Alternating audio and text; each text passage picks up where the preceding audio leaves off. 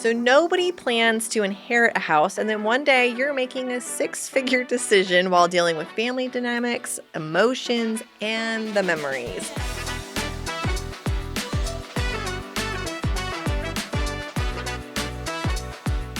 Very stressful It's situation. so stressful. So we got this situation that was emailed to us. So my brother and I inherited our mom's home in Frisco. It's paid off and worth about $650,000. My brother wants to keep it as a rental because he says it's a great investment, and I want to sell it and split the money. Neither of us have ever owned a rental property before. The house needs about $15,000 in work before it could be rented. What should we do? You know, this is our favorite question. So some of the things we want to talk about, just 30,000 foot view, is what are the questions you should have before you come and talk to us when you're looking at this? And some of the things are emotional first, right? We got to figure out the emotional side. What is your relationship with your brother? Is it a good relationship? Is it a strained relationship? Right. Family disagreements. What's your process for if you're going into business with family? What's your process for how you guys are going to manage any disagreements or challenges or whatever? I think so many families don't sit down and say, let's be business owners together, not just siblings, right? Right. Then there's a sentimental attachment. What is your goals? Yeah, what are the goals? Long term? Because the brother wants to have it as a rental and the sister wants to have the split. There is a world where both could potentially happen. The brother could buy out the sister. Right. And then rent it on their end. I mean, that's definitely a possibility. There's some guilt around selling it because it was the parents' home. It's a family house. Yes. We grew up in it. I don't want to get rid of it. Right. Or they put so much time and effort into it. Right. You just don't want to cheapen the whole experience by just selling it and then having it become a money thing, right? A lot of people are very sentimental to it. And then just keeping it for those emotional reasons. But if someone, if the sister needs the money and can't access it fast enough through the monthly cash flow on the rental, then you start to have the disagreements and the resentment and all that fun stuff. So some of the things are, how long should emotion influence your decision? I feel like you should not let emotion influence your decision ever, because that's when most people make the biggest mistakes because they're not thinking logically about anything. It's hard to have that be the case because when you're inheriting a home, a lot of emotions. Right? Is keeping the house honoring someone's memory? Depends on how you feel about it. For some people it is, some people it's not, especially if you put tenants in the property who don't treat the property the same. Then you drive by and you're like, oh, they didn't cut the grass. It's not ours anymore. Yep. They painted a different color. Oh, I don't like the planters out front. It's not the same. I think when someone passes after living in a home, it's probably never going to be the same. That's really what it comes to. Unless you're the one living in it and continuing it on yourself, which is also a potential option. Maybe the sister moves in and she pays rent to the brother. I mean, with my mom passed a couple of years ago, and my brother moved in to the house. So, I mean, that is a scenario. It is. I mean, because sometimes that's the goal of the parents, is to create some sort of legacy for the children. So whether it's a roof over their head that they can continue to not have to worry about a mortgage payment and all those things, or if it's a legacy builder where they get to take the money and transition it to another vehicle for wealth, or if it's, just a fresh start for them to start over and do whatever they want. I mean, everybody has different setups and different relationships with their parents. Yes. Okay. So let's go through the different options. So the first one is, okay, we're going to keep it, right? The benefit of that is you get the long-term appreciation still. I'm assuming this house has got to be maybe 15 or 20 years old if it's paid off, at least. Most of them in this scenario, they're paid off. Yeah, they're paid off. But that means they've had it probably 15, 20 years, maybe 25 years, depending on how frugal they were, if they prepaid payments or whatever. Or if they refinance down the line or whatever it's done. Okay, so it's paid off. So long-term appreciation. So it's going to keep just growing in appreciation. Right. It becomes a legacy asset at that point if you keep it. And then there's some more future flexibility because you don't have to make a decision now. Right? So that's one of the options. Option 2, rent it. You know that one. Potential cash flow. I would say in this stance, there should be cash flow if it's paid off. Even if it's got the $15,000, the $15,000 is really not a lot to put into a house worth $650,000. You bet. If it was a $200,000 house, that's a good investment. Yeah, $15,000 to get it rent ready and good to go. I think is really great. And there's ways to get that money, right? There's ways to potentially do some Oh, sort yeah. of loan program or something, or just a personal loan that you Right. talk to your people. Talk Right. to your people. Now you become a landlord unexpectedly, which Correct. we know how that goes.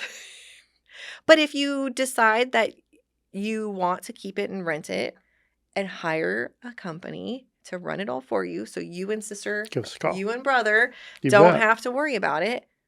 That's the best scenario, I think, all day long, hands down. That's why I love partnering with you, because I Right. think the service you provide for accidental landlords is huge for them Mhm.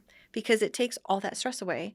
I mean, how often do you find it that your clients are sad or upset or frustrated that they hired you? Usually it's like, oh, thank goodness, I don't have to do this anymore. Every once in a while, but I mean, There's some people you can never please. you're never going to be But usually your service happy. is relieving them of Right. a burden that they didn't We're anticipate ever taking the having. stress away from them. Yes, 100%. I was trying to tee that up for you to be a good, like, slam dunk. Like, come There we on, go. come on. Now you've got repairs and management that you're going to have to consider if you're going to rent it. Yes. And you guys do a really good job of sitting down and walking through what that looks like for them. You've talked about your tool online for putting in your wealth optimizer. Wealth optimizer. Like what sort of repairs we might have to come across. The repairs, though, that they anticipate when they're renting it are not nearly the same as what they'd have if they had to list it, I think. Right. So really, it's probably not too bad of It's repairs. minimal. Yeah, minimal things. It's maintenance items, depending on what sort of,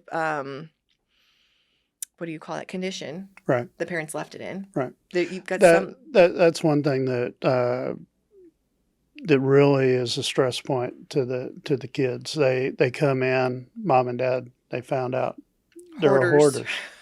And what do we got a whole garage top to bottom. What are we going to do with this stuff? Or the attic? We had one house where the lady kept probably 30 years of newspapers. Oh gosh. Because one day I'm going to read the newspapers. And or it's history being held on to. I mean, it just for whatever reason. I mean, we can come out. We have vendors that we can physically put a dumpster in the driveway. Yes. And we can go through, and you can go through and say trash, keep, and we can help you go through that. And so we have vendors that will do that. Yes.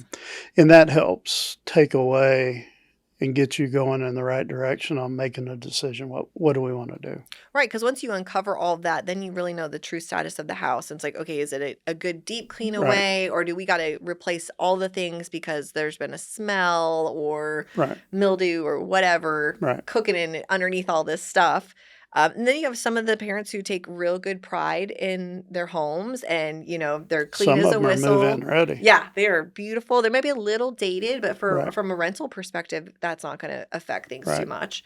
So it really depends on what the condition of the home is. And I think when the condition is very overwhelming, that's where those emotions come back into play, and they make emotional decisions. That's when people start freaking out and go, I just can't deal with this. Let's get rid of it. Yes. Well, that's making the wrong decision. Or they try to do it all on their own, and then they end up really stressing themselves out. And then one day, an investor... They prolong it, where it could take us 1 or 2 days to do it. It could take them months and months and months. And they might miss a market, or they're making property tax payments on it, or what. It just becomes a big burden.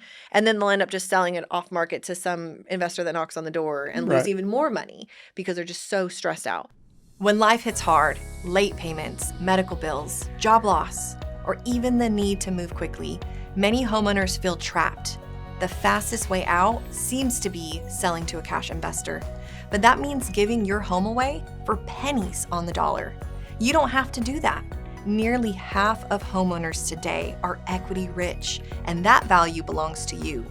With our One Move program, you can unlock that equity immediately, get cash in hand now, and still share in the upside when your home resells. Or, if you'd rather, we'll shop your property to multiple cash buyers so you can choose the best offer instead of settling for one low bid. Go to DunnDealOffers.com and discover the smarter way to get cash fast without losing the equity you've worked so hard to build. Ever had to leave work to deal with a problem at your rental property? Wonder when the rent check will arrive? Interrupt your family fun to make repairs? Do you worry when one of these issues will happen to you? Maybe it's time for a change. A chance to do the things you want to do. With Real Property Management, the nation's trusted leader in property management, you'll get more from your rental property without the headaches and hassle. We fill vacancies quickly so you can spend time doing the things that are important to you. We screen tenants thoroughly so you can have peace of mind. We collect the rent so you can pay your bills on time. We provide cost-effective, reliable maintenance so you can spend time with your family. We conduct frequent evaluations of your rental property so you can feel comfortable knowing your home is being maintained. We handle evictions so you can avoid confusing legal forms and time in court. We provide online statements and regular communication so you always know the financial status of your property and feel in control. And through training and support from a nationwide network with over 25 years of experience, we stay up to date and lead the industry so you can sit back and let us handle the details. Don't spend your time unclogging toilets, chasing down rent payments, and learning how to comply with property management laws. The professionals at your Real Property Management office take on the hassles of property management so you don't miss out on the things and people important to you.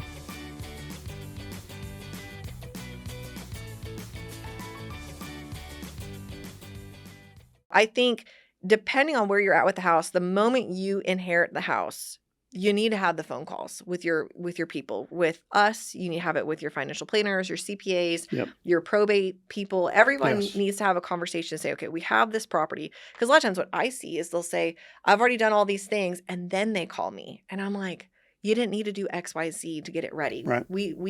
I need to be on the front end of that conversation just as much as you need to if they're going to rent it. Right. Don't replace all the cabinets and all the things, and then you go, oh, that's not going to get you any Right. more money. So there's some things where if they just had a phone call, it could save them thousands. Truly. Correct.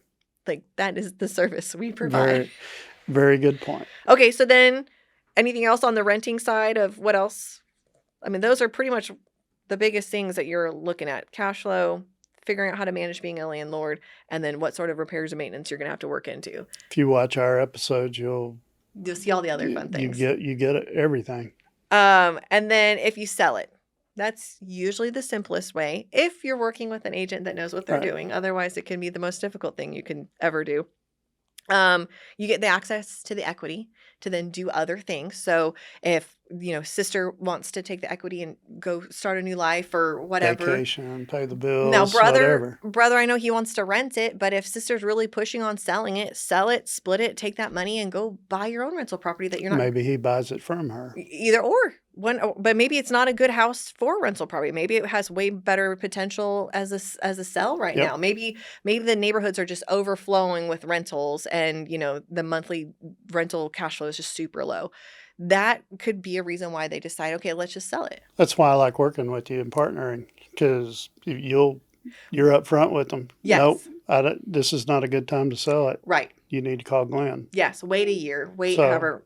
It just really depends on what you're trying to do. And, if you're trying to get the most out of the house, regardless of rent or list price, like supply and demand are going to control that for you. Like that's not always going to be us. You've got to determine what are my goals? What do I want to do? And once you do that, you can do any of these other options. And if they're split down the middle and can't decide, to me, you have to sell it if they can't decide, because you can't rent it while the other person's wanting to sell it. Like we got to get a clean slate. So you sell it. Brother goes off with you. You go find a new property to go turn into a rental property. Sister takes the money and does whatever she wants to do. And that's kind of where we're at. So, you're eliminating your future responsibility if you just don't want to deal with it. Right. That's the struggle you have with siblings or multiple parties when you're dealing with real estate. Because you got to get everyone to agree. That's right. And they That's might agree today, but then they sleep on it. They go down a Google rabbit trail. They talk to their friend. They talk to so-and-so. And then that person starts chirping in their ear. And next thing you know, the whole scenario's changed. Right. And so I feel like we deal with that a lot. We can have somebody that's on board with selling. They love the price we set up for them. We showed them the comps, did all the things. And then next thing you know, they talk to their cousin who's a realtor in another state. And then they go, oh, wait a second. You should be discounting your commissions. You should be pricing it higher. You should be doing this. And it's like, you're not in the state. When was the last time you sold a house in this neighborhood? Like, good golly, what are you trying to help us or hurt us? Right. And so a lot of times when you have multiple parties like this, we have to make sure they stay on board the whole way through the decision-making process.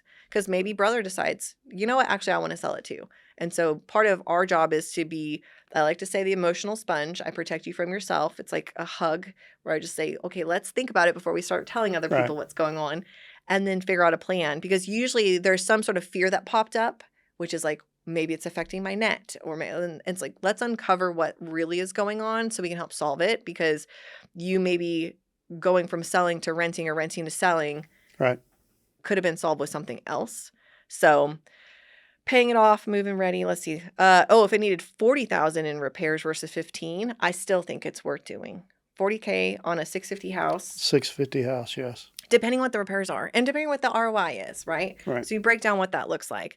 If there was already tenants in place in the house when mom passed, maybe she's been in assisted living, it's had tenants, and now she's passed and sister wants to sell, that gets a little tricky because you have to keep the rest of the lease. You have to abide by the lease. Yeah, so you have to honor it, essentially. So you gotta honor the lease or buy them out.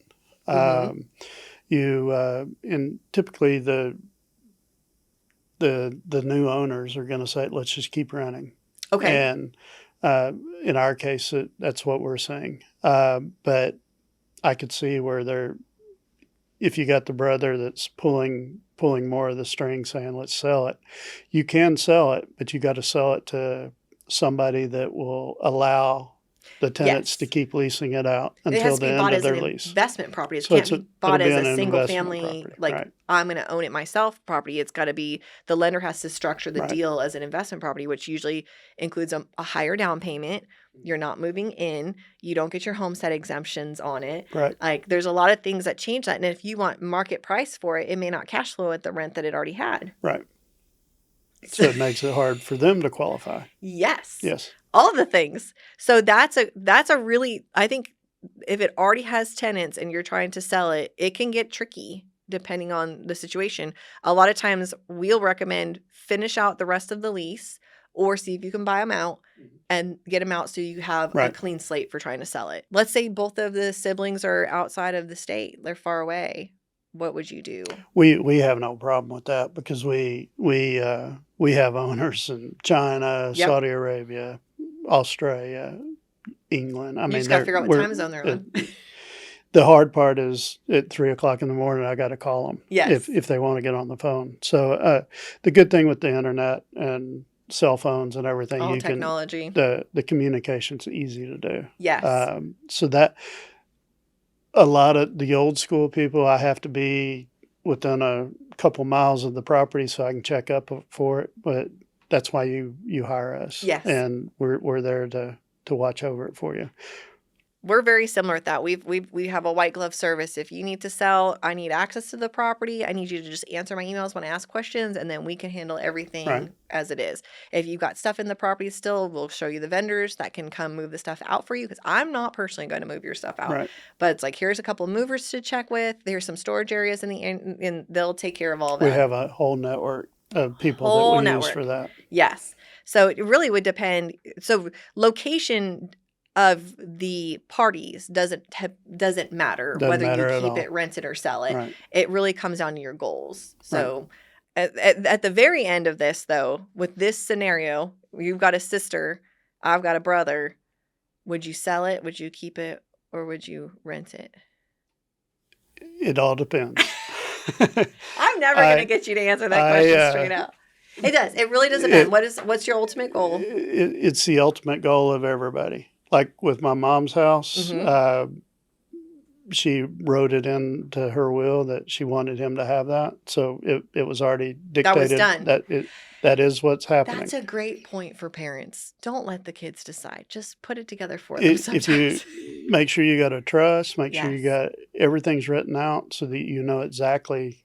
And then no one has to fight over it. There's no You could issues. say you get to rent it for 5 years, and then you guys are You going can to still sell fight, it. but You could fight, yes. it's already defined. Mom said this is what what's she going to wanted. happen. No, I think that's a really good point to make for homeowners. They should have a plan of what they would prefer at the house, so that your children are not guessing of what to do next. Especially if this is just another, depending on what lifestyle cycle they're in. If they have Right. new kids and they just don't have the bandwidth, they're in their working years. Like, there's a lot to take on with that. And there's a lot of, well, Mom told me this and Mom told me that. Yes. Well, if you got it in writing, Yep. that's the legal binding contract. Yep. 100%. Make sure you got that. So inheriting a house is not an easy thing for most people. They're not in, they know it may be coming, but they may never emotionally be ready for it.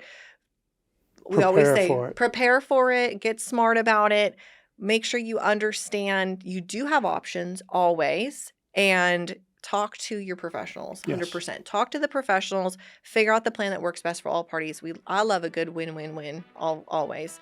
And you definitely we have support for you, yes. whatever it is. Yes. So that will be our episode for today.